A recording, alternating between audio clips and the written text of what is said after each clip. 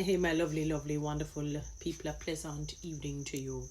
Now, I saw something online. I think I saw it from yesterday. It says Education Ministry rallies stakeholders in hunt for 300 students missing from school. And this has been since the aftermath of Hurricane Melissa. Wow, 300, that's quite a number. The Ministry of Education, Skills, Youth and Information has indicated that it has engaged multiple stakeholders to help locate the more than 300 students who have been missing from the formal school system since the passage of Hurricane Melissa in October last year, which is 2025.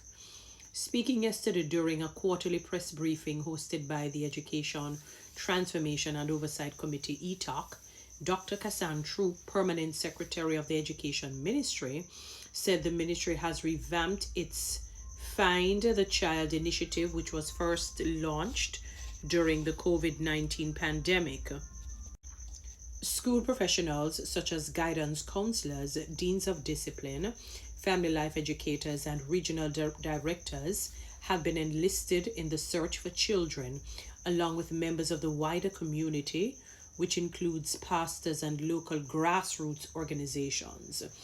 And this is Dr. Cassandra speaking now. When we returned in January, we were over 1,000.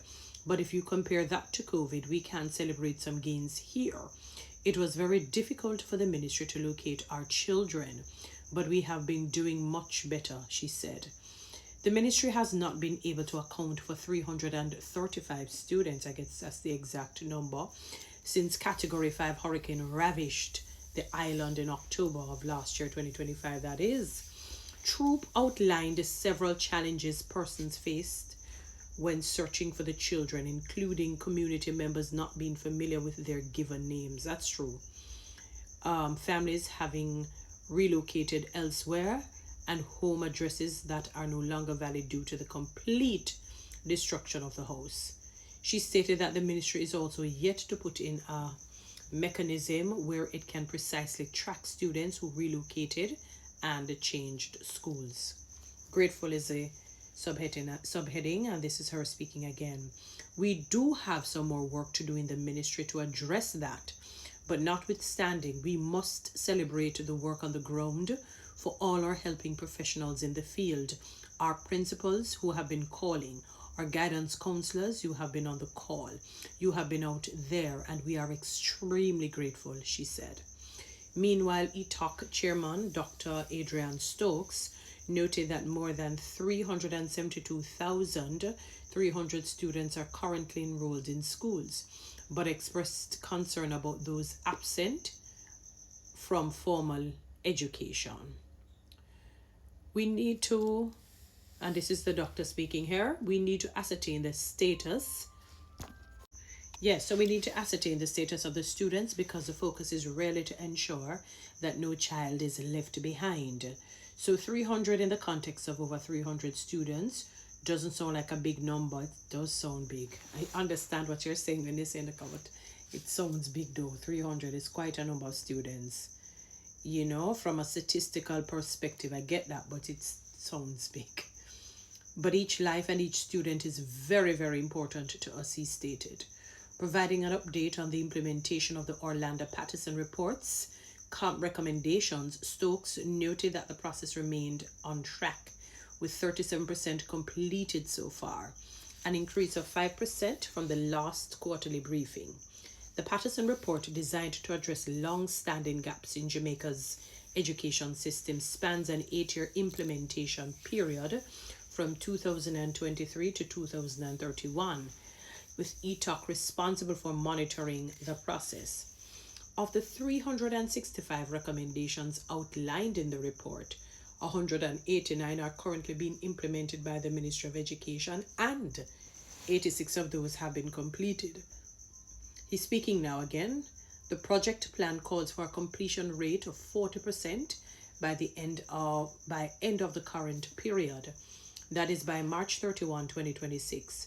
From the guidance given by the ministry, the progress rate should be at or around 40% mark by the end of March, which means for quarter four, we should be on target, which is a good position to be in at this stage of the implementation, he said. Stokes noted that the transformation plan had to be amended because of the impact of Hurricane Melissa, with priorities reordered to ensure speedy and resilient recovery. He's speaking again. The infrastructure pillar was always a critical one for the transformation effort. What Melissa has done, it has created an opportunity for us to front load and beef up the infrastructure spend that was being contemplated, he said. In the original plan, some 234 schools were slated for infrastructure update over the transformation period. This has now increased to over 600 schools being targeted for major upgrade, he added. He noted that 8 schools will be rebuilt over the period as part of the overall upgrading of school infrastructure. That is good. That's very, very good to know. Stokes noted that the government would need to make some bold choices to ensure that proper funding is secured to rebuild at the scale and speed needed. He contended that the national budget cannot accommodate the scale of the financial capital needed to rebuild, and suggested that the government enact measures to bring in private capital as part of its capital mobilization strategy. He's speaking again. For every school built by the government, the state should seek to sell that school to pension funds and other long-term investors and enter simultaneously into long-term contracts with those same investors, he said. Alternatively, he posited that pension funds be used to build schools and then those schools be leased back to the government. On a long-term basis, a school sold to Jamaican pension funds and leased back to the Ministry of Education is not a privatization. It's what we would call a mobilization.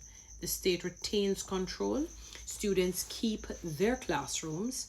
Pension savers gain stable, long-duration returns, he said. It's a sad reality to know that 335 students, also it's a lot. That's a lot, have been missing. And I know that Hurricane Melissa is certainly a big contributor to that.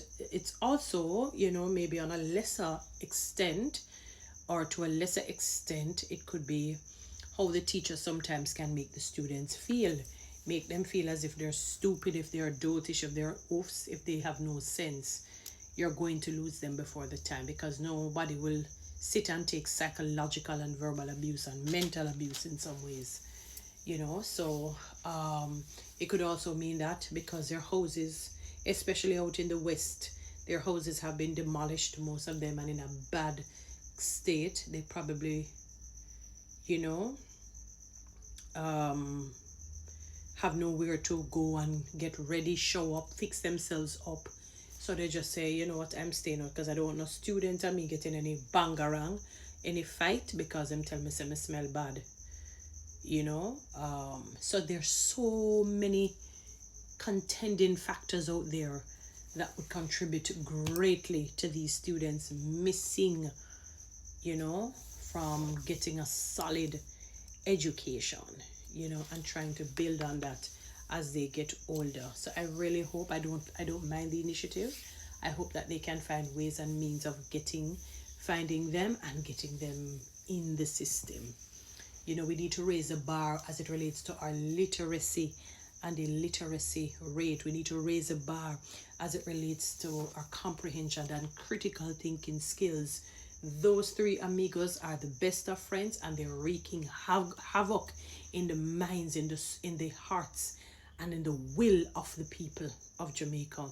And that is a big part and parcel as to why the literacy rate is where it is at. Sometimes the teaching styles may not be palatable, may not be enjoyable, and it's very difficult to be going to a class where it is blah. It's just,